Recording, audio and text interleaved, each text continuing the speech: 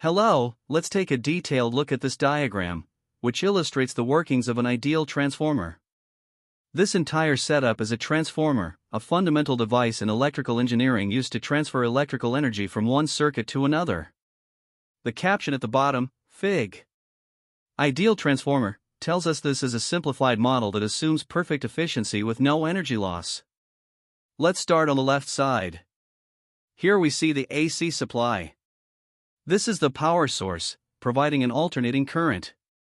A transformer requires alternating current, or AC, because its operation depends on a constantly changing magnetic field, which a steady direct current, or DC, cannot produce. Connected to the supply is the primary winding. This is a coil of wire wrapped around one side of the transformer's core. The number of loops or turns in this coil is represented by N. When the AC supply is on, it sends a voltage, labeled V, across this primary winding. This voltage drives an alternating current, labeled I, through the coil. Now, let's look at the central part, the transformer core. This is typically a rectangular frame made of a magnetic material, like soft iron. It is constructed from thin, insulated layers called laminations to reduce energy losses in a real transformer. The core's main job is to provide an easy path for the magnetic field and guide it from the primary winding to the secondary winding. As the alternating current I flows through the primary winding, it generates a changing magnetic field. This magnetic field is represented by the flux, shown as dashed lines with arrows. Because the current is alternating, the magnetic flux is also constantly changing in strength and direction, flowing through the path provided by the core. This changing flux also passes through the primary coil itself, inducing a voltage in it called the back EMF, labeled as E. In an ideal transformer, this induced voltage E is equal and opposite to the supply voltage V. Now, let's move to the right side of the diagram. Here we have the secondary winding. This is another coil of wire wrapped around the opposite side of the core. The number of turns in this coil is represented by N2.